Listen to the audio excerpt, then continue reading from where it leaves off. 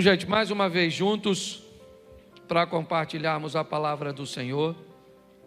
E de um tempo para cá, aos domingos, eu tenho ministrado uma série de mensagens, eu não sei, hoje eu vou até recapitular um pouco com vocês, que eu fiquei alguns dias ausente, mas o meu propósito tem sido falar sobre os ingredientes da vida, sobre aquelas coisas que, se colocadas na nossa vida da forma correta, no momento certo, nós podemos melhorar e amenizar muito a nossa passagem aqui na terra, que no que diz respeito à eternidade, dura muito pouco. O salmista diz no Salmo 90, no contexto dele, que a vida passa muito rápido, que o homem vive 70 ou 80, descreve como o final da vida com muita canseira e muito enfado, porque as coisas passam rapidamente, porque o tempo voa. A perspectiva de vida tem aumentado, graças a Deus. Hoje as pessoas vivem um pouco mais, mas mesmo assim, a passagem por aqui ainda é muito pequena. Qualquer erro que possamos cometer, dependendo do grau, ele pode comprometer muitos anos da nossa vida tentando consertá-lo. Muitas vezes uma dívida contraída num ano pode ser paga em 3, 4, 5 ou 10 ou não. Muitas vezes, para que esse erro seja apagado, algo precisa ser feito, um tempo precisa passar para que seu nome seja removido de um órgão de proteção a um crédito. Muitas vezes as pessoas acabam traindo, e muitas vezes uma traição faz com que nunca mais você tenha o mesmo nível de relacionamento. Tem coisas que você vive no passado que pode descredenciar você para sempre, para viver determinadas coisas no futuro. Por exemplo, quem aqui teve hepatite, levante a mão. Já teve hepatite? Levante a mão. A senhora, aqui também. Vocês podem fazer muita coisa por mim. Se eu caísse aqui agora, você poderia me ajudar a levantar. Se eu precisasse de um dinheiro, você poderia me emprestar. Mas se eu precisasse do seu sangue, você poderia me doar? Não, nunca mais. Mas você não tem hepatite, você já ficou curada, é verdade. Mas isso descredencia você. É muito importante nós entendermos que, por mais que venhamos a nos recuperar, tem determinadas coisas que podem nos descredenciar para sempre.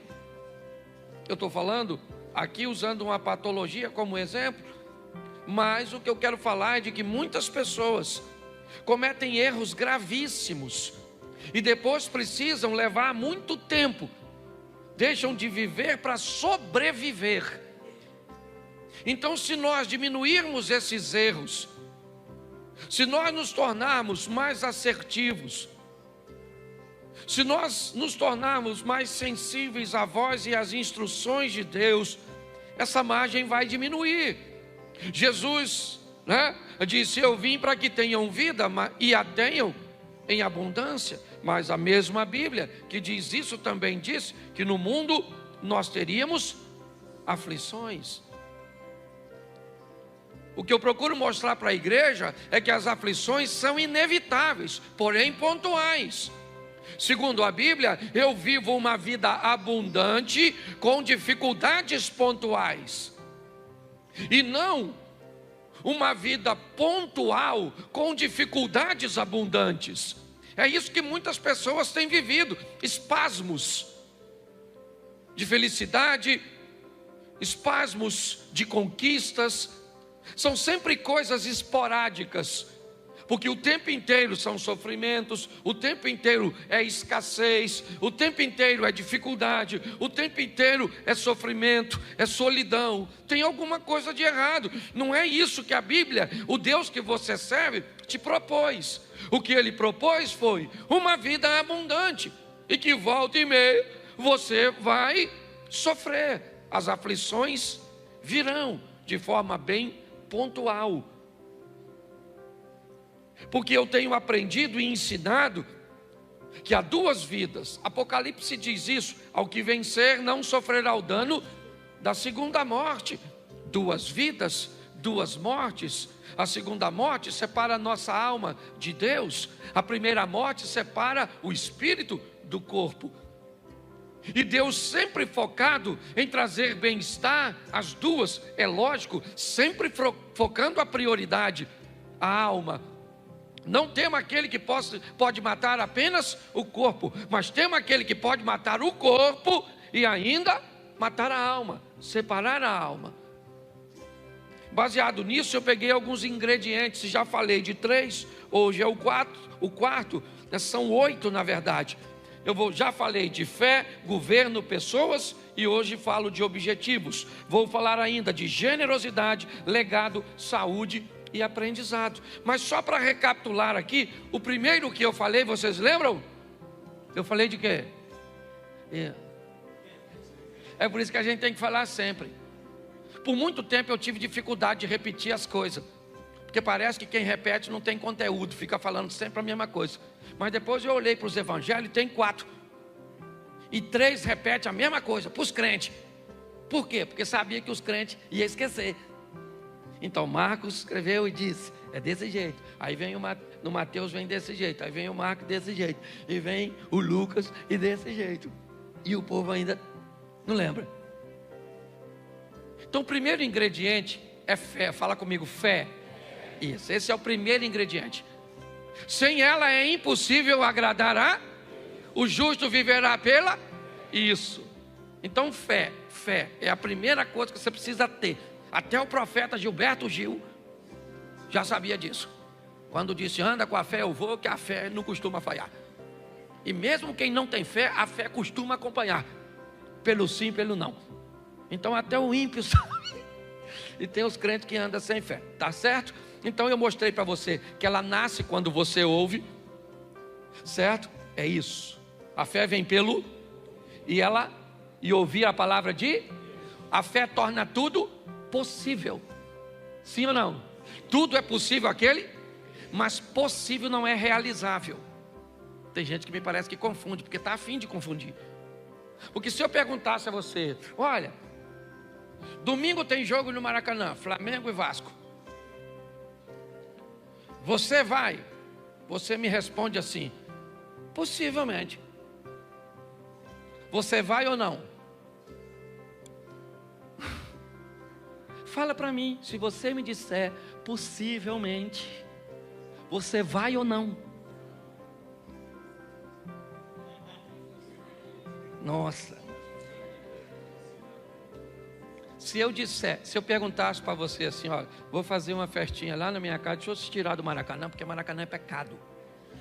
Então a igreja se constrange, e provavelmente tem botafoguenses e tricolores que não iriam mesmo, então nem se manifestou, tá certo? Mas vamos tentar de novo, fazer igual Jesus com a mulher samaritana. Falou de água, não dá certo, ele fala de marido. Vamos tentar aqui. Eu vou fazer uma festinha lá em casa na quarta-feira e eu digo para você, você vai? Você diz para mim assim, pastor, não vou dar garantia não, mas possivelmente eu vou. Você vai ou não? Vai ou não? Você não me falou.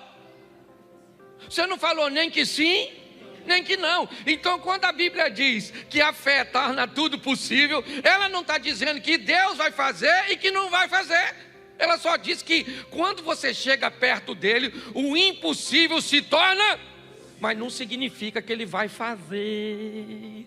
Tem gente que vem para a igreja, um está morrendo de câncer, aí você vem, aí fala, meu Deus, ela não pode morrer, minha mãe, não pode morrer, ou é minha fé, eu tenho fé, chamou os irmãos, tudo.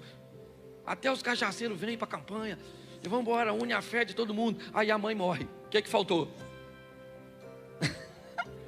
Não! Porque a fé não dá garantia que vai acontecer.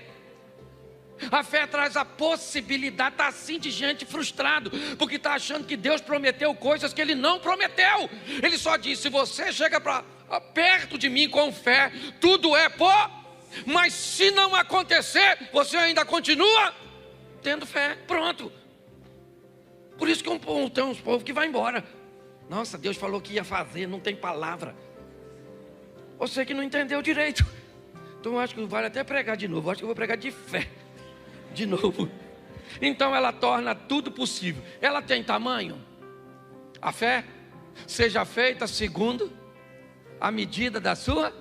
Se você tiver a fé do tamanho de um grão, então fé tem tamanho. Por isso que a Bíblia diz: de fé em fé, de glória em glória.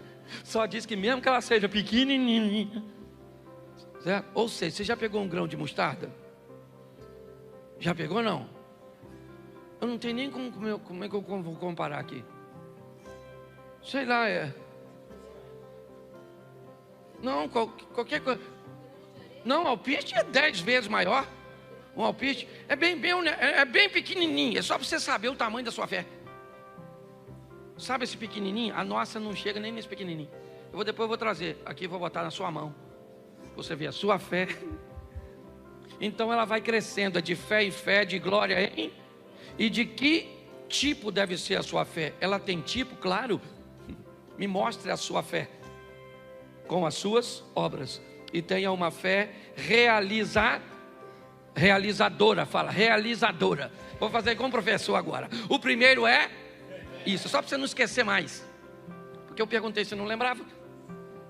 Primeiro é isso. Tudo é possível, sim ou não? E ela nasce como? Ouvindo. A fé vem pelo e ouvir a palavra de isso aí. Não é o WhatsApp, é a palavra de Deus. Você, pastor, então o senhor está dizendo que eu não posso ouvir? Pode ouvir o que você quiser. Só ouça a palavra de Deus antes de ouvir qualquer outra coisa. E no final do dia também ouça ela para fechar a tampa. Começa escutando, termina escutando. Ela cresce, ela torna tudo possível. E ela tem que ser uma fé realizável, tá certo? Então vamos lá. Segunda mensagem que eu preguei sobre essa série, eu falei de governo. Porque o que tem de gente desgovernada, não governa o que come, não governa o que bebe, não governa o que fala, não governa o que compra. Tem que ir para uma clínica para ajudar você a ter governo. Ah, pastor, eu vejo doce, eu fico doido. Ah, pastor, eu vejo uma fofoca. Eu nem gosto de fofoca, eu gosto de leão marinho. É, na verdade, mas vamos embora.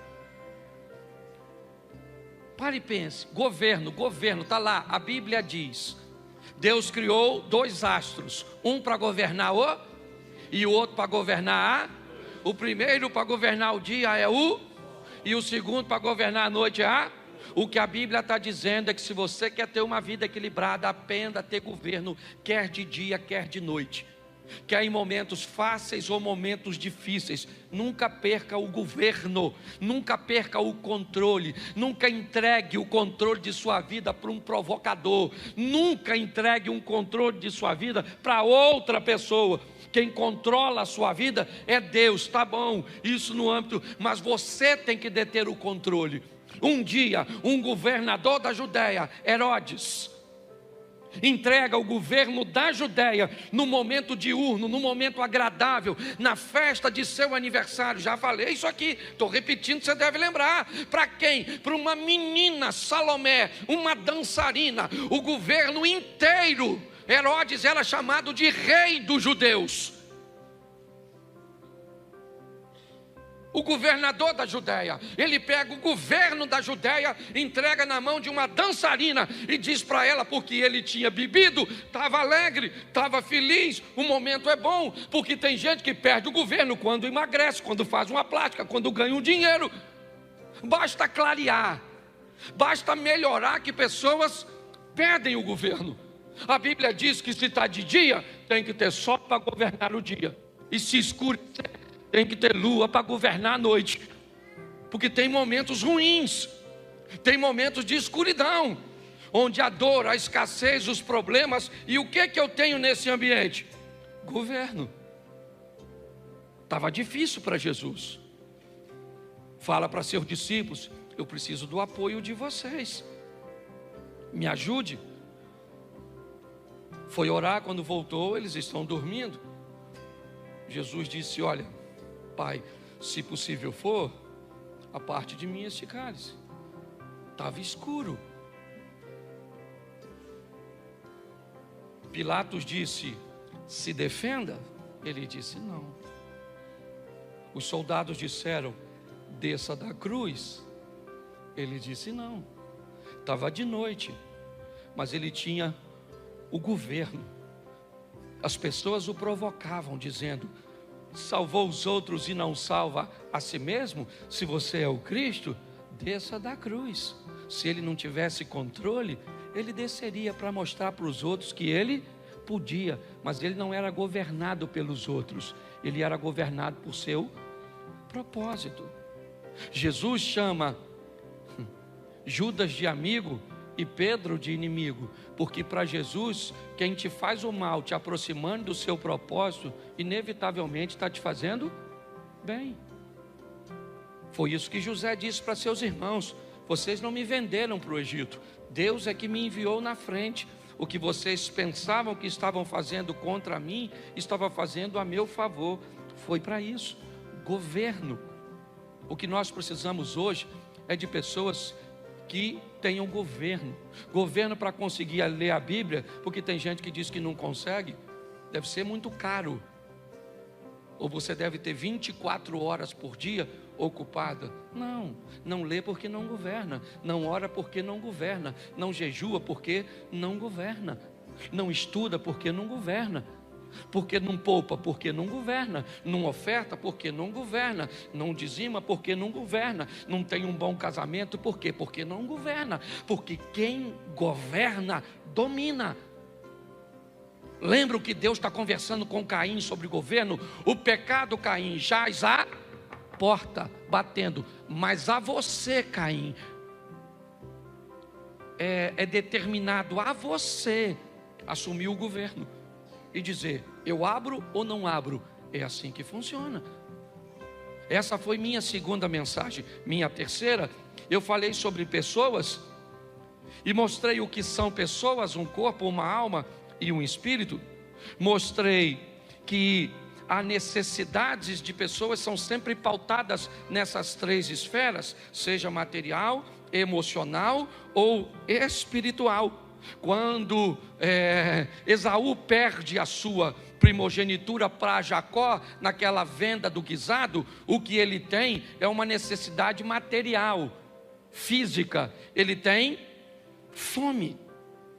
Quando Ananias e Safira se perdem, ou perdem o controle, o que eles têm? Uma necessidade emocional. O que eles querem é serem ovacionados. O que eles querem é ser,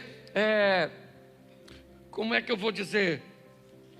Louvados, respeitados, porque estão fazendo o que todo mundo está fazendo, mas eles não querem fazer. Mas como aqueles que fazem estão sendo enaltecidos porque fazem, então eu vou fingir que faço aqui também. É isso. Isso acontece com todo mundo. É o Moisésinho que cobre o seu rosto para que ninguém veja o resplandecer do seu rosto, mas que depois de um tempo já não resplandece mais e ele não tira o lenço. Mas não tem mais o resplandecer no rosto, mas eu gostaria que todo mundo pensasse que ainda tem aparência. Ela não é algo novo. Pessoas, nós temos a mulher cirofenícia que procura Jesus não com uma necessidade física ou material, nem emocional, mas ela disse a Jesus: lá na minha casa tem uma menina que é minha filha e ela tem um demônio.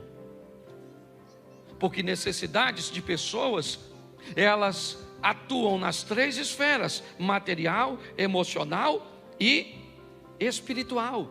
O que nos aproxima de pessoas são afinidades, necessidades, certo? Sentimentos ou parentescos. Eu mostrei tudo isso, só estou recapitulando, porque hoje eu quero falar, e é nisso que eu quero gastar 20 minutos com vocês, para falar de objetivos. É minha quarta mensagem. Eu preciso que você entenda isso, porque muitas pessoas têm ouvido falar de sonhos. Sonhe, sonhe, sonhe. Você tem que sonhar, você tem que sonhar. Isso, quem não sonha, né, já morreu. Então sonhe. Mas quando é que seu sonho vai virar um objetivo? Em algum momento, esse seu sonho, ele tem que se tornar um objetivo. Então eu preciso entender, se objetivo é a mesma coisa que propósito, vamos tratar assim, eu preciso entender que eu posso viver uma vida onde são os meus propósitos e os propósitos de Deus, ou eu posso viver uma vida que são os propósitos de Deus e os meus propósitos. Eu tenho um relacionamento não tão próximo, mas nós temos um tipo de amizade até bem legal entre eu e pastor Josué Gonçalves. Ele é reconhecido no Brasil como um pastor de família, e eu também tenho reconhecimento na mesma linha. E uma vez conversando com o pastor Josué, eu perguntei a ele sobre seu ministério, e ele me disse: Cláudio, para falar a verdade, eu olhei que não se falava basicamente só de família no Brasil. Então eu resolvi falar de família e pedi a Deus que abençoasse meu ministério. E eu falei: cara, o meu é totalmente o contrário. Eu nunca pedi a Deus para falar de família. Deus me colocou falando de família e isso virou meu propósito. Para o Josué, ele pegou o propósito dele e pediu Deus para abençoar, e aconteceu. No meu, Deus me deu um propósito e eu tomei como meu. Então eu preciso que você entenda que há esses dois modelos, e que muitas vezes você vai se ver dentro de um propósito que foi Deus que te levou, e você vai viver bem nele, como aconteceu comigo. Em outras ocasiões, você pode pegar um propósito que é seu e levar para Deus, e Deus pode aprovar e fazer com que isso aconteça. Mas eu aprendi que sonhos são aquelas coisas que eu quero. Isso. Eu quero me formar, eu quero me casar, eu quero ter uma casa, eu quero ter isso, eu quero fazer aquilo. Nossa, isso é extremamente legal. Mas objetivos são aquelas coisas que eu vou fazer acontecer. Sonho não se realiza, a não ser que ele se torne objetivo. Ou você faz de seu sonho virar um objetivo, ou inevitavelmente você vai morrer querendo alcançar alguma coisa que nunca alcançou. Então eu vou mostrar para vocês aqui rapidinho quando um sonho se torna um objetivo. A postura do sonhador muda. Ele começa a agir de outra forma. Ele quer comprar algo. Enquanto ele quer comprar algo como sonhador, ele não compra. Não. A postura de sonhador é diferente. Aqueles que têm objetivo e propósito é que alcançam. Você vai chegar na casa de alguém que quer comprar, mas só tem sonho. A geladeira está cheia. Ele sai para comer fora. Ele usa roupa de grife e compra talvez todo mês. Quando você chega na casa de alguém que tem objetivo, provavelmente vai ter água na geladeira. Vai comer ovo. Não vai sair para comer fora. O sapato vai ter que durar 1 ano. Só tem 2, o marrom e o preto. Porque o objetivo ele traz responsabilidades. E preste atenção, porque eu vou mostrar isso com texto bíblico, senão vira autoajuda. 1 Samuel, capítulo 1, verso 2. Está aí o primeiro texto de uma mulher que sonhava e que durante seu sonho nada aconteceu. Ele tinha 2 mulheres, e uma se chamava Ana e a outra Penina. Penina tinha filhos, Ana, porém, não tinha. Bom, Penina e Ana, o duelo de 2 mulheres. Quem são essas mulheres? Quão diferentes elas são? Não é muito meu hábito, mas eu resolvi pegar o significado do nome de Ana e o significado do nome de Penina, para ver se tem alguma maldição em uma e uma bênção na outra, o que é que difere uma mulher da outra. Então vamos lá. Ana, a primeira esposa de Eucana, tem seu nome como graciosa ou cheia de graça. Essa é a Ana. A segunda esposa é Penina. E o significado do nome de Penina é pedra preciosa ou pérola? O que você acha, ou quem você gostaria de ser? Graciosa ou cheia de graça, ou pedra preciosa ou pérola? Tanto faz.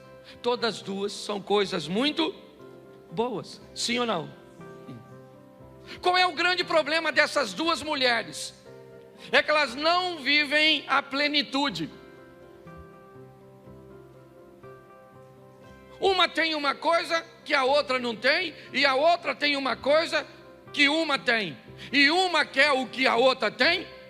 Esses dias eu vi uma mulher falando comigo, não vou usar o nome da família, porque ela é muito conhecida, e essa mulher olhou para uma mulher bonita, realmente, rica, bem sucedida, uma das palestrantes talvez mais procurada no Brasil, e não é nem no ambiente gospel, é no ambiente secular, treinando pessoas. E aí a mulher estava do meu lado e ela me disse assim: Cláudio, eu acho injusto, porque olha só, essa mulher bonita, e essa que estava falando não era nem feia não.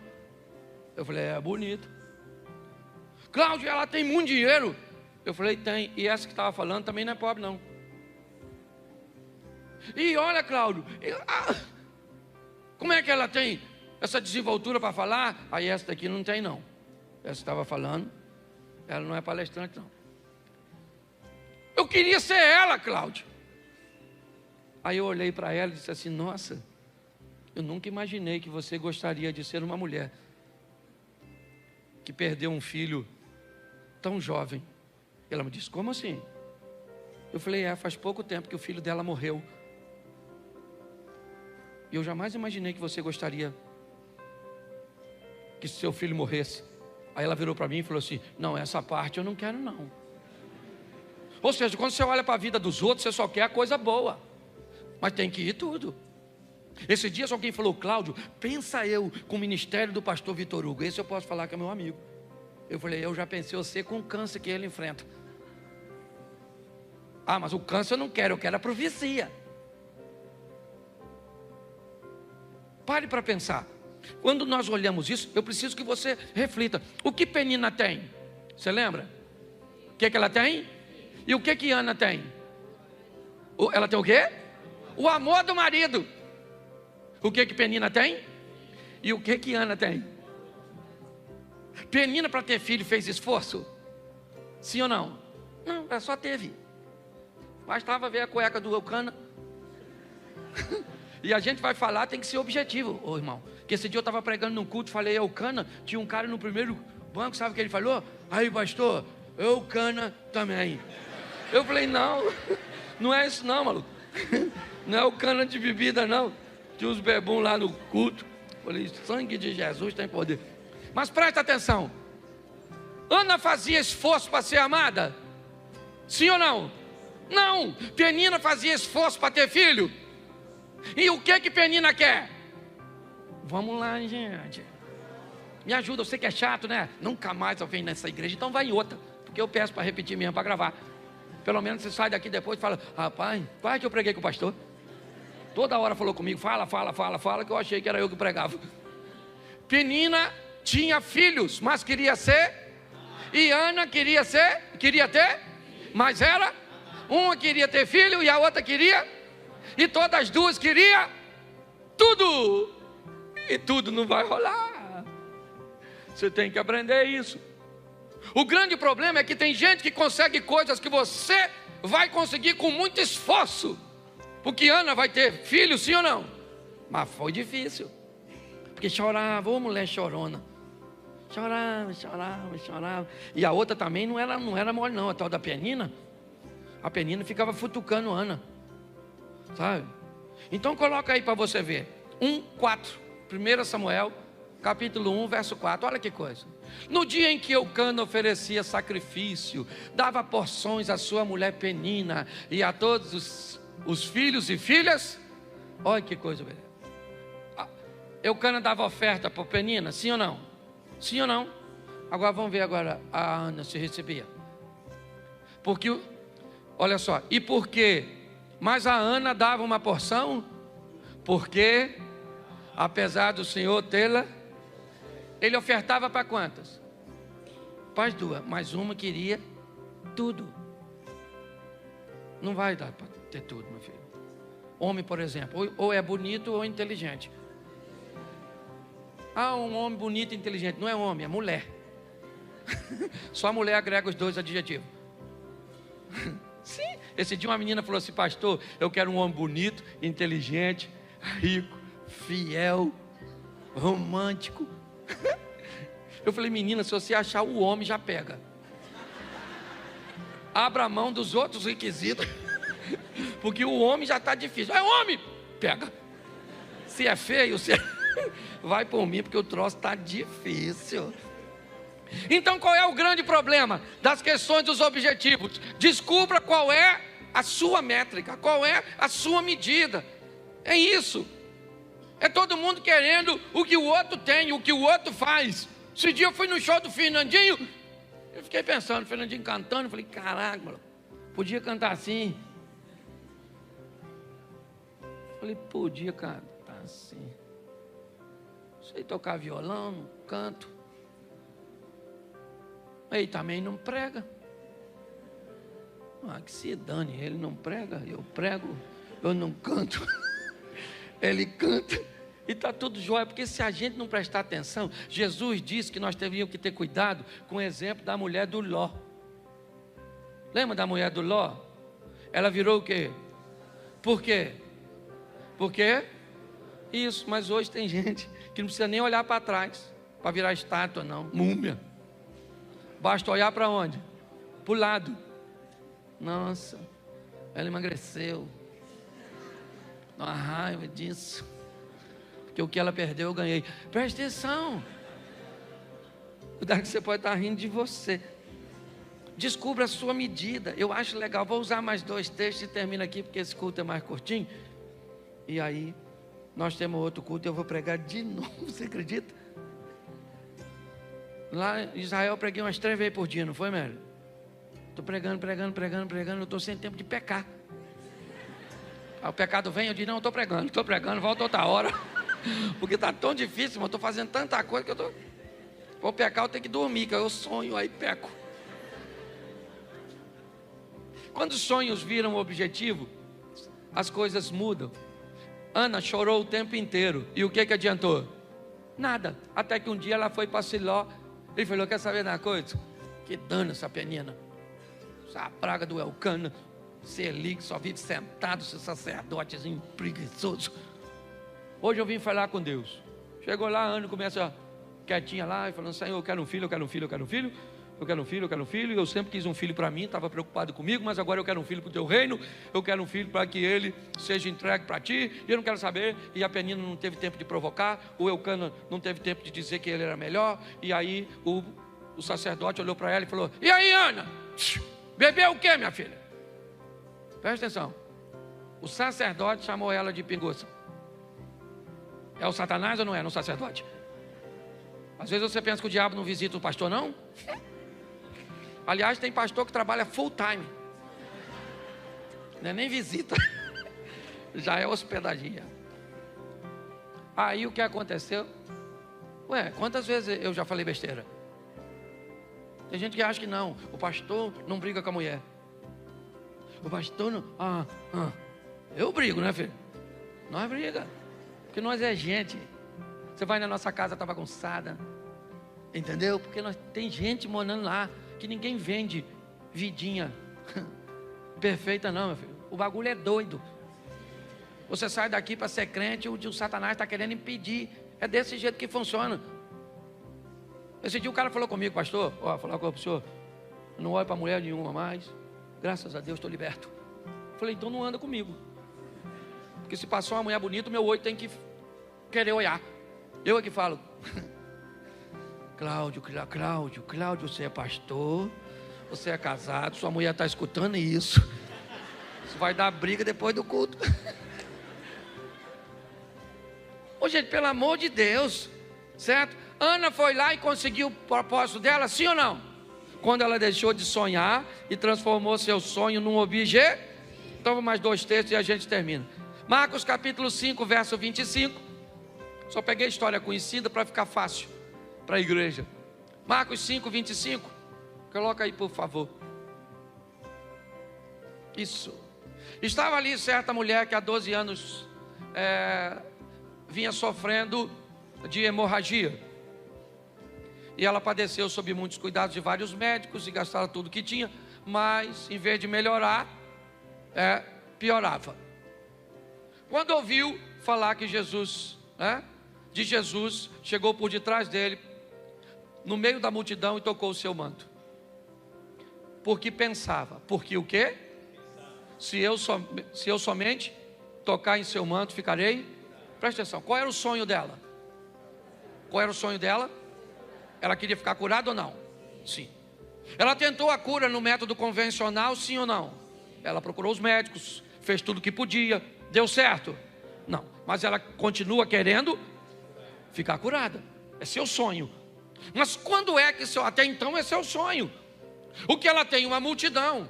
Porque sempre que alguém precisa de algo, ou na grande maioria das vezes na Bíblia, a Bíblia vai colocar uma multidão como oposição. Bartimeu queria a atenção de Jesus. O que tinha? Uma multidão. Vamos lá, estão conduzindo um paralítico a Cafarnaum, a casa de Jesus. O que tem na casa de Jesus? Uma multidão. Sempre haverá uma oposição, algo que vai se opor. É assim que funciona. Eu vou usar um exemplo aqui, porque depois eu vou corrigir, e a turma que caminha comigo sabe que eu não sou o cara do confronto, mas eu fiquei tão, constrangido no nosso jantar de casais. Durante um jantar de casais, alguém colocou uma bolsa para sentar. A esposa. Quando o povo foi sentar, alguém foi e retirou a bolsa e sentou no lugar. Sabe o que aconteceu? Acabou com o jantar daquele casal. Eles se aborreceram de um tal nível que ela pegou a bolsa e foi embora. Quando nós tentamos intervir, não dava mais tempo. Pastor, o que é isso? Isso é a oposição.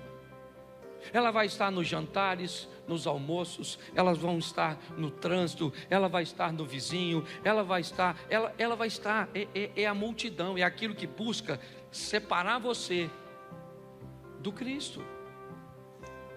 O que nós estamos vendo é uma mulher que olhou que tem uma oposição, o que ela disse: eu vou tocar nele, esse é meu sonho, e meu sonho se transformou num objetivo, e por ser um objetivo eu não quero saber a quantidade de pessoas que tem, eu não quero a atenção dele, eu não quero parar, interromper sua comitiva, eu não quero nada, eu quero apenas alcançar o meu propósito, e eu coloquei na minha mente que se eu tocar nele, eu vou ficar curada, o que eu tenho fé, e eu vou lá e toco nele.